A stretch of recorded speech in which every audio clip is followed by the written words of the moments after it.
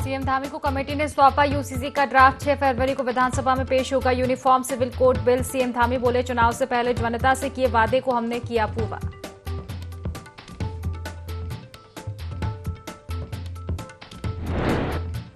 कल होगी धामी कैबिनेट की बैठक। यूनिफॉर्म सिविल कोड बिल को कैबिनेट के सम्मुख किया जाएगा पेश। 6 फरवरी को विधानसभा में पेश होगा बिल।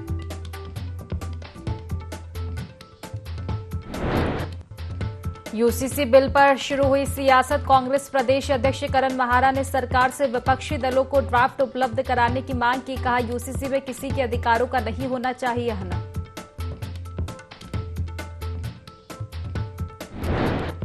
सफेद चादर में लिपटे पर्यटन स्थल मसूरी से नैनीताल तक दिखे मनमोहक नजारे। सैलानियों के चेहरे पर खुशी।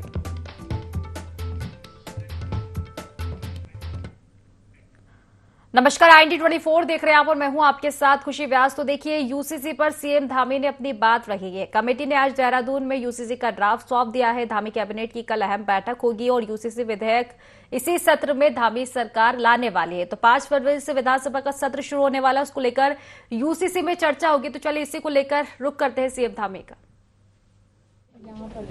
अच्छा, अब तो दिल्ली वालों को भी क्या बोले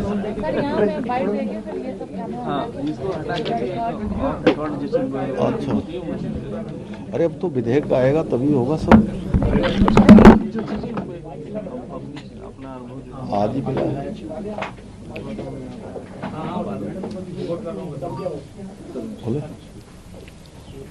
बोले वही पूछ रहे होंगे आप। चलिए, सबको नमस्कार। आज लंबे समय से यूसीसी जो हमारा उत्तराखंड विधानसभा चुनाव के समय एक संकल्प था, हमारे आदरणीय प्रधानमंत्री श्री नरेंद्र मोदी जी के मार्गदर्शन में, उनकी प्रेरणा से हमारी पार्टी ने 2022 के चुनाव में संकल्प लिया था कि नई सरकार के गठन होने पर हम उत्तराखंड के अंदर यूसीसी लागू करेंगे और उसके लिए कमेटी बनाएंगे ड्राफ्ट बनाने के लिए। और हमने वो कमेटी बना दी। कमेटी ने मई 2022 से काम करना शुरू किया और आज 2 फरवरी 2024 को उन्होंने अपना ड्राफ्ट हमको दे दिया। कमेटी ने जो भारत का पहला गांव है, जिसको भारत का अंतिम गांव कहा जाता था, हमारे प्रधानमंत्री जी ने उस गांव को पहले गांव की संज्ञा दी और वहां से संवाद शुरू किया। 43 स्थानों पर, 43 स्थानों पर जनसंवाद के कार्यक्रम किए गए। लोगों से उनकी संवाद हुआ, उनके विचार लिए गए और इस पे वेब पोर्टल भी बनाया गया। उस पर भी लोगों के विचार आए। 2,33,000 लोगों ने अपने इस पर राय दी और ये उत्तराखंड के लगभग इसमें 10% परिवार आते हैं। ये देश का पहला ऐसा किसी मुद्दे पर विचार आना उत्तराखंड के लोगों की जागरूकता को भी प्रदर्शित करता है कि इतनी बड़ी संख्या में लोगों ने जागरूक होकर अपने विचार दिए, मत दिए। और कमेटी ने अलग अलग स्थानों पर एक संहिता बनाने वाली और लोगों का जनमत, एक तरह से लोगों से बातचीत करने का, दोनों इस तरीके से बात करी। देश के अंदर भी अनेक विद्वानों ने इस पर काम किया है। कमेटी में बड़े विद्वान लोगों ने बहुत परिश्रम से काम किया। रंजना प्रकाश देसाई जी, पूर्व न्यायाधीश ओम प्रकाश कोहली जी सिक्किम के मुख्य न्यायाधीश रहे हैं। श्री मनु गौड़ जी जो समाज के क्षेत्र में काम करने वाले सामाजिक समाज सेवी हैं, और प्रोफेसर सुरेखा डंगवाल दून विश्वविद्यालय की वाइस चांसलर और उत्तराखंड के पूर्व में चीफ सेक्रेटरी रहे श्री शत्रुघ्न सिंह। इन लोगों ने, पांचों लोगों ने अनेक लोगों की राय लेकर एक बड़ा संकलन किया और आज हमको लगभग 740 पेज, जिसमें कि 4 वॉल्यूम में ये रिपोर्ट दी है, इस रिपोर्ट को हम आज हमें मिली है, इसको हमारा जो विधि डिपार्टमेंट है, संसदीय कार्य विभाग है, सभी विभाग उसको देखेंगे। अभी हम इस पर चर्चा करेंगे, परीक्षण करवाएंगे और आगे की। उत्तराखंड में सामान्य नागरिक संहिता यूसीसी लागू करने के लिए गणित विशेषज्ञ समिति ने यूसीसी का ड्राफ्ट मुख्यमंत्री पुष्कर सिंह धामी को सौंप दिया है। आपको बता दें कि 5 फरवरी से शुरू हो रहे विधानसभा सत्र में यूसीसी विधेयक लाया जाएगा। आपको बता दें कि उत्तराखंड में यूनिफॉर्म सिविल कोड लागू करने की दिशा में अहम प्रगति हुई है। मुख्य सेवक सदन में आयोजित एक कार्यक्रम में यूसीसी समिति की अध्यक्ष न्यायमूर्ति रंजना प्रकाश देसाई ने मसौदा समिति के सदस्यों के साथ सीएम पुष्कर सिंह धामी को यूसीसी ड्राफ्ट रिपोर्ट सौंपी। धामी सरकार ने यूसीसी के लिए 27 मई 2022 को 5 सदस्यीय कमेटी का गठन किया था। माना जा रहा है कि धामी सरकार 6 फरवरी को यूसीसी को विधेयक के रूप में विधानसभा में पेश कर सकती है।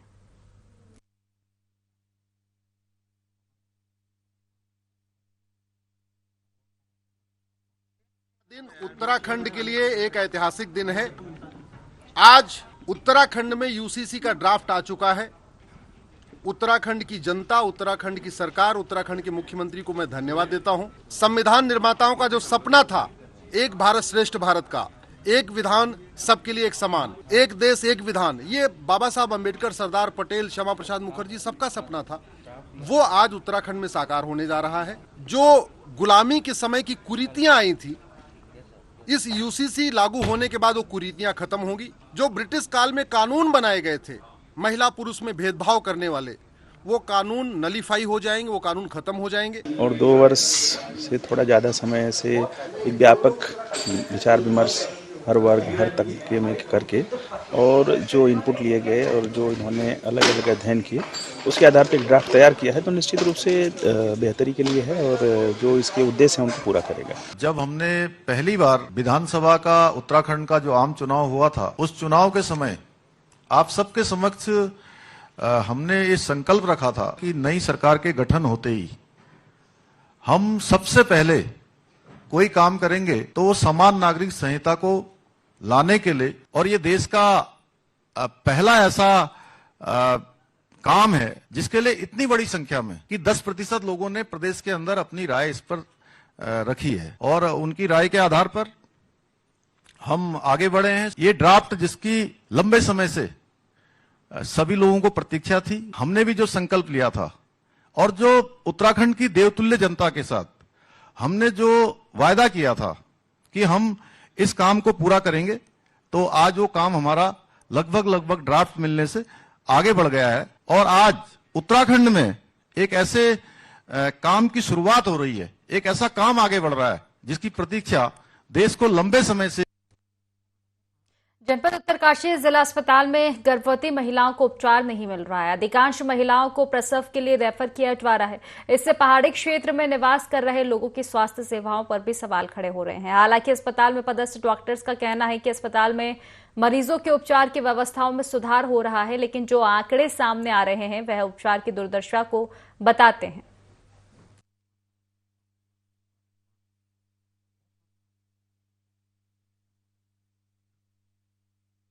में अच्छी ढंग से हॉस्पिटल बढ़िया बन रखा है, डॉक्टर अच्छे नहीं है।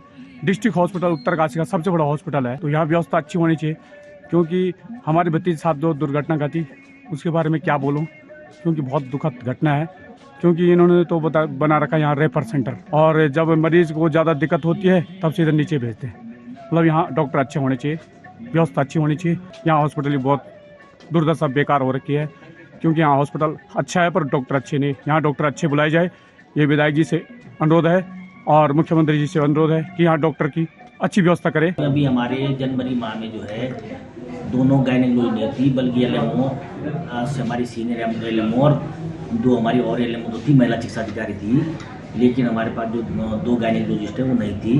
लेकिन आज हमारी ये गायनेकोलॉजिस्ट ने बैच ज्वाइन कर लिया। दूसरी तो खैर वो उस पर चल रही है, क्या नाम, उनकी डिलीवरी खुद अपनी होने वाली है। नहीं, फीमेल हॉस्पिटल में सर्जन नहीं होती, बेसिकली गायनेकोलॉजिस्ट होते हैं। वो जो सीजन वाला इशू रहता है, तो अभी जो ये आ गए हैं डॉक्टर खुशबू पुजारी आ गए हैं, तो ये सीजन वगैरह कर लेते हैं अगर किसी को जरूरत पड़ रहा है। यहाँ पे ना स्पेशलिस्ट जो सर्जन है जो ऑपरेशन करते हैं वो यहाँ पे एक ही हैं। अब अगर जो कि मैं हूँ, अगर मेरी भी जैसे छुट्टी वगैरह, मुझे किसी अपने कारण की वजह से कोई छुट्टी लेती हूँ मैं, तो यहाँ पे फिर कोई ऑप्शन नहीं रहता है। तो पेशेंट के साथ तो हम कोई रिस्क नहीं ले सकते है ना। पेशेंट के साथ अगर कोई, हमें किसी का नहीं पता कि कौन ऑपरेशन में जा सकता है, किसकी नॉर्मल ही पक्का, हम किसी को 100% तो किसी का नहीं कह सकते। उनको बता दिया जाता है हर मरीज को, जो खतरा लेके रुक जाते हैं तो वो रुक जाते हैं, जो बिल्कुल ही नहीं खतरा नहीं रहना चाहते हैं वो देहरादून जाते हैं। तो फिर उस बेसिस में यूजुअली ज्यादातर जो रिफर होते हैं उसी समय होता है, जब जो एक ही डॉक्टर होने की वजह से वो छुट्टी पे होता है तब। तो यहाँ पे बस वही है कि थोड़ा डॉक्टर की कमी, सर्जन की कमी है। सर्जन स्पेशलिस्ट होने चाहिए तो फिर ये दिक्कत थोड़ा कम ही रहेगी। जनपद उत्तरकाशी मुख्यालय महिला अस्पताल जहाँ पे मैं अभी खड़ा हूँ, यहाँ पे लगातार ये जो अस्पताल है रेफर सेंटर बनता जा रहा है, क्योंकि यहाँ पे कोई स्पेशलिस्ट जो सर्जन है वो यहाँ पे नहीं है, जिसके कारण से जो यहाँ की जो महिलाएं हैं जिनकी डिलीवरी हो रही है, लगातार उनको जो है देहरादून रेफर किया जा रहा है। मैं अक्टूबर से अब तक का आपको आंकड़ा बता दूँ कि लगभग यहाँ पे जो है 35 से 40 महिलाओं को जो है रेफ़र किया गया। लेकिन इस बीच इलाज के दौरान यहाँ पे अस्पताल में 2 महिलाएं हैं, उनकी जो है मृत्यु भी हुई है। यहाँ पे जो CMS है, जब मेरी उनसे बात हुई तो उनका कहना है कि हमारे पास कोई स्पेशलिस्ट यहाँ पे सर्जन नहीं है, जिसके कारण से ये समस्या आ रही है और वो अपने बल पर कोई रिस्क नहीं लेना चाहते। फिलहाल बहरहाल अभी स्थिति ये है कि यहाँ पे कोई स्पेशलिस्ट डॉक्टर नहीं है और यहाँ पे जो अस्पताल है लगातार रेफर सेंटर बनता जा रहा है। दीपक नोटल, ND24 उत्तर। हल्द्वानी में एक निजी बैंक्वेट हॉल में ग्राम विकास अधिकारियों का 1 दिवसीय अधिवेशन प्रारंभ हुआ। इस अधिवेशन में नैनीताल जिले के सभी ग्राम विकास अधिकारियों ने शिरकत की। इस मौके पर मुख्य अतिथि के तौर पर कालाठूंगी के विधायक बंशीधर भगत और वरिष्ठ अतिथि के रूप में जिला पंचायत अध्यक्ष बेला तोलिया भी उपस्थित रहे। वहीं ग्राम विकास अधिकारी के जिला अध्यक्ष ने बताया कि यह अधिवेशन प्रत्येक 2 साल बाद किया जाता है। इस अधिवेशन के अंदर नए वर्ष के चुनाव भी किए जाते हैं। इस अधिवेशन में भी दोपहर के बाद सभी पदों के लिए चुनाव किए जाएंगे।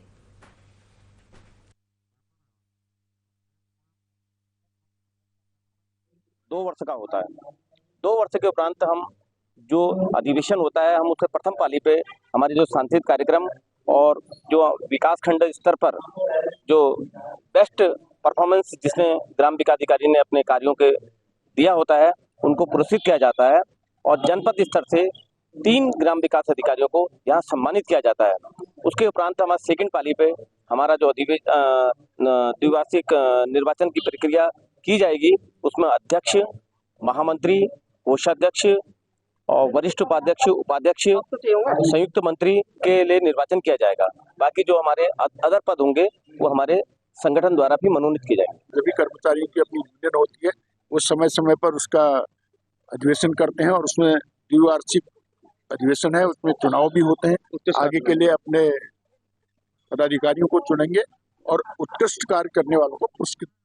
खबरों में आगे बढ़ेंगे, जहां यूसीसी का ड्राफ्ट मुख्यमंत्री पुष्कर सिंह धामी को मिलने के बाद राज्य में अब इसको लेकर सियासत शुरू हो चुकी है। कांग्रेस प्रदेश अध्यक्ष करण माहारा ने सरकार से मांग की है कि यूसीसी का ड्राफ्ट जल्द से जल्द विपक्षी दलों को भी उपलब्ध कराया जाए।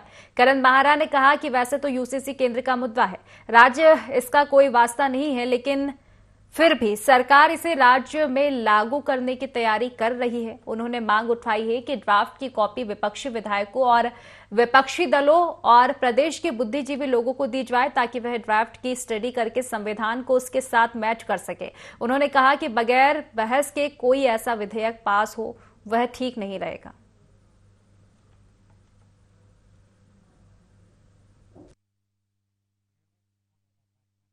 को प्रभावित करने वाला कानून होगा और इसकी कॉपियां विपक्ष के विधायकों सहित मीडिया को, विपक्षी दलों को और जो बुद्धिजीवी लोग हैं इस प्रदेश के, उन तक पहुंचना चाहिए, ताकि उसकी स्टडी कर सकें, उसको पढ़ सकें, संविधान को भी उसके साथ मैच कर सकें और क्या आवश्यक है क्या आवश्यक नहीं है उसको अपनी राय रख सकें। क्योंकि बिना डिबेट के कोई भी ऐसा विधेयक पास हो वो ठीक नहीं होता। वो ना तो प्रदेश के स्वास्थ्य के लिए ठीक है, ना राष्ट्र के स्वास्थ्य के लिए ठीक है। तो हम सोच रहे हैं कि आज उनको ड्राफ्ट मिला है, कल तक अगर वो सभी विधायकों को और प्रतिनिधियों को और विपक्षियों को और मीडिया को भी मिल जाएगा, निश्चित ही एक अच्छी बहस इसमें। पहाड़ों में पश्चिमी विक्षोभ के थमने के बाद अब चारों तरफ सफेद बर्फ की चादर बिछी नजर आ रही है। जोशीमठ क्षेत्र की अलकनंदा और धौलीगंगा घाटी में बर्फबारी के बाद सुबह खिली धूप के साथ दिन की शुरुआत हुई है। जोशीमठ नगर में जहां सुबह से ही बारिश और बर्फबारी थमने के बाद जनजीवन सामान्य हो गया। चटक धूप के साथ एक माह के लंबे अंतराल के बाद शीतकालीन अवकाश के बाद अब सीमांत क्षेत्र जोशीमठ के विद्यालयों में भी चहल पहल लौट आई है। तो वहीं जोशीमठ प्रखंड के दूरस्थ सुदूरवर्ती क्षेत्र सन वैली और डूमक कलगोट में भी वेस्टर्न डिस्टर्बेंस के कारण अच्छी खासी बर्फबारी हुई है। खुशनुमा मौसम के बीच पर्यटक शीतकालीन पर्यटन स्थली औली पहुंचकर बर्फ के साथ लुत्फ उठाने और स्नो स्कीइंग करने के साथ साथ चेयर लिफ्ट राइड का मजा लेने पहुंच रहे हैं।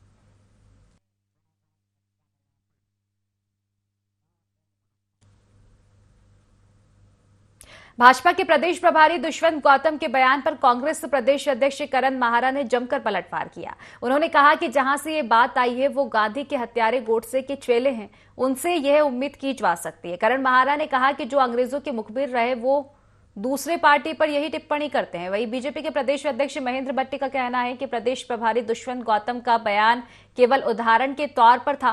कांग्रेस के लोग आपस में लड़ते रहते हैं और जब कोई इन्हें पकड़ने आता है तो उसके खिलाफ हो जाते हैं, जिससे चोर की दाढ़ी में तिनका साफ दिखाई देता है।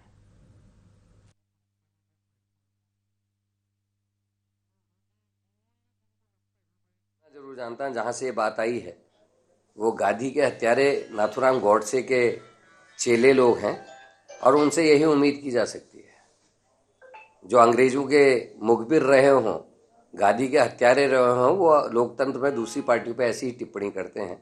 वैसे गौतम जो भी है उसको ये पता होना चाहिए कि कुत्ता वफादार होता है और वफादारी को जयतंत्र क्या समझे, वफादारी को अंग्रेजों के मुखबिर और गांधी के हत्यारे क्या समझे। क्योंकि अगर सनातन धर्म की बात करते हैं तो शायद महाभारत और पांडवों के बारे में सुना होगा। पांडवों को भी स्वर्ग की सीढ़ी तक पहुंचाने वाला कुत्ता ही था। ये गौतम को याद रखना। कांग्रेस के या एनडीए के लोगों ने केवल एक उदाहरण पेश उन्होंने किया था कि आपस में तो लड़ते रहते हैं और जब कोई इनको पकड़ने आता है तो फिर उसके खिलाफ हो जाते हैं। एक पक्ष था जिस पक्ष को दूसरे रूप में लेने की अवस्था नहीं, बस चोर की दाढ़ी में तिनका।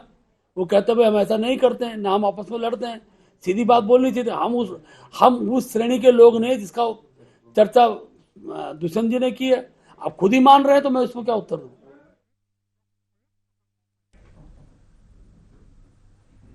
देहरादून में विजिलेंस टीम ने 2 सरकारी कर्मचारियों को रिश्वत लेते हुए रंगे हाथों पकड़ा है। जानकारी के मुताबिक लक्सर तहसील क्षेत्र के रहीमपुर गांव में निवासी विजिलेंस से रिश्वत लेने की शिकायत मिली थी। इसके बाद कार्रवाई की गई है।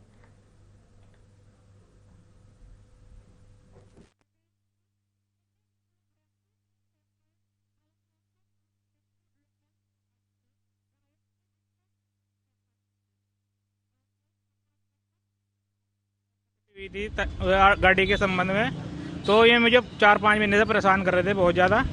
फिर पैसे की मांग करने लगे। मैंने इन्हें 5,000 रुपये दिए इसी जगह पे ही, ये मुकरने लगे। फिर मैंने विजिलेंस की टीम से संपर्क करा, उन्होंने मुझे बताया ऐसे ऐसे करो। आज 10,000 रुपये दिए मैंने इन्हें, वो रंगे हाथों इन्होंने पकड़ लिया, गिरफ्तार कर लिया। सर विजिलेंस जो काम कर रही है बहुत बढ़िया काम कर रही है। ये जो हमारे जो लेखपाल हैं, पटवारी हैं, इन्होंने ऐसा आतंक मचा रखा कि खासकर बिजनेसमैन, ये बच्चों के जो नए में बनने, इन्होंने जो मान ले लो पैसा है, पैसा लाओ। ये जो आज काम हुआ, हमारे पत्रकार बहुत सुंदर काम कर रहे हैं। विजिलेंस जो काम कर रही बहुत सुंदर काम कर रही, पर ये लोग जो हैं ये अपनी हरकतों से बाज नहीं आ रहे, लेखपाल पटवारी। विधायक ममता राकेश ने शहीदपुर में लगभग 1,95,00,000 की लागत से तटबंध बनवाने के कार्य का उद्घाटन किया। विधायक ममता राकेश ने बताया कि यह समस्या ग्रामवासियों की लंबे समय से चल रही थी। ग्रामवासियों ने कई बार अपनी समस्या से अवगत कराया। इस समस्या से क्षेत्र के गांव हसनपुर मदनपुर में बना सोलानी नदी के पुल को भी खतरा बना हुआ है और किसानों की जमीन और फसल भी नदी में चल गई थी। इसी समस्या को देखते हुए वह निरीक्षण किया गया।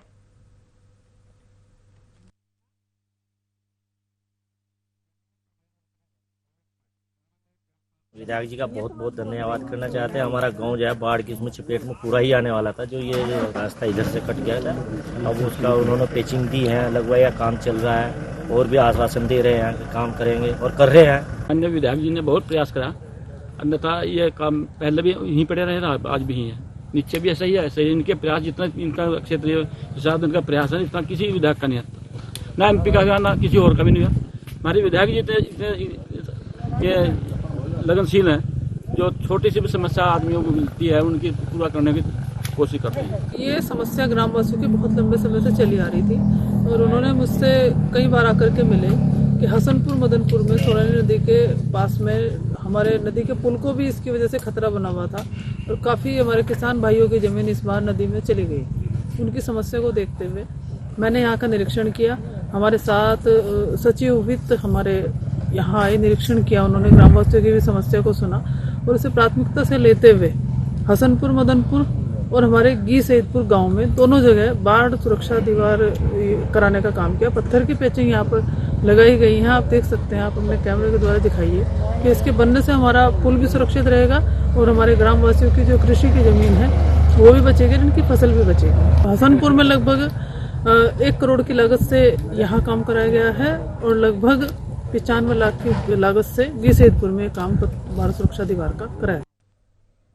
उत्तराखंड में यूसीसी का ड्राफ्ट तैयार हो गया है। यूसीसी कमेटी ने ड्राफ्ट सीएम पुष्कर सिंह धामी को सौंपा। माना जा रहा है कि शनिवार को होने वाली कैबिनेट की बैठक में यूसीसी के ड्राफ्ट को मंजूरी मिल जाएगी। तो देखिए, उत्तराखंड में अब जल्द ही यूसीसी ड्राफ्ट यूसीसी कानून आने वाला है। इसको लेकर यूसीसी ड्राफ्ट अब तैयार हो चुका है।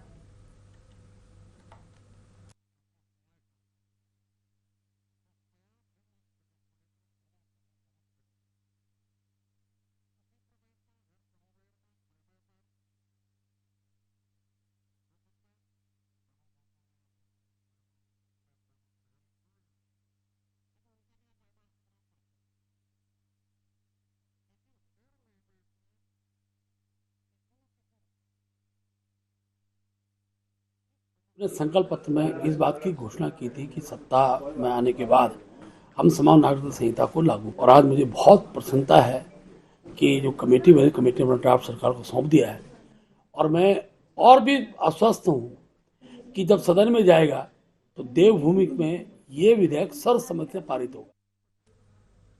बागेश्वर जिले के कपकोट तहसील के पिंडर घाटी की ऊंचाई वाले स्थानों में हिमपात हो रहा है। वहीं निचले इलाकों में बारिश भी हो रही है। बारिश के साथ ही हिमपात से कड़ाके की ठंड भी पड़ रही है। बारिश और बर्फबारी को लेकर मौसम विभाग की भविष्यवाणी सटीक साबित हुई।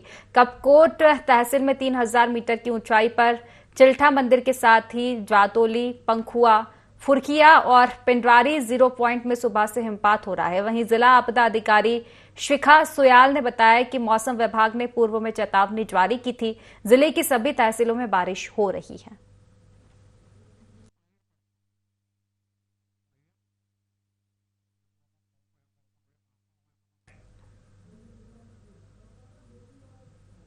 हरिद्वार में सर्वानंद घाट पर शिव शक्ति धाम दासना के पीठाधीश्वर और आपको बता दें कि दशना जूना अखाड़े के महामंडलेश्वर यति नरसिंहानंद गिरी महाराज ने अपने शिष्यों के खून से प्रधानमंत्री नरेंद्र मोदी और सीएम पुष्कर सिंह धामी को पत्र लिखा। इस दौरान उनके साथ स्वामी सत्यव्रतानंद और उनके शिष्य संत भी उपस्थित थे। इस दौरान महामंडलेश्वर यति नरसिंहानंद गिरी महाराज ने पीएम नरेंद्र मोदी को लिखा कि मद्रास हाई कोर्ट ने हिंदुओं के मंदिरों से गैर हिंदुओं को दूर रखने का जो निर्णय दिया था उसको सारे देश में लागू करने की मांग उन्होंने की है।